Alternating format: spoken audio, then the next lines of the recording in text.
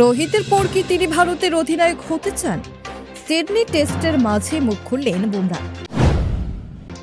এক বছরের টেস্টে এক অঙ্কের রানে আউট হওয়ার রেকর্ড গড়েছেন রোহিত শর্মা ও বিরাট কোহলি। ৪৭ বছর আগে লজ্জার নজির তারা ভেঙেছেন একই বছরে। শাস্তি হবে না বলে ওরা যা ইচ্ছে তাই করেছে। ভারতীয় দলকে নিশানা অস্ট্রেলিয়ার কোচের। দেশ হোক বা বিদেশ, ভারতীয় ব্যাটারদের ব্যর্থতা অব্যাহত। এই পরিস্থিতিতে আরও একবার রোহিত শর্মাকে সতর্ক করে দিয়েছেন কোচ গৌতম।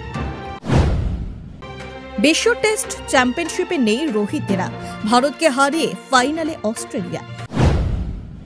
7 দিন পরেই কলকাতা ডার্বি। ইস্ট বেঙ্গলের বিরুদ্ধে নামার আগে খুশির খবর মোহনবাগানে।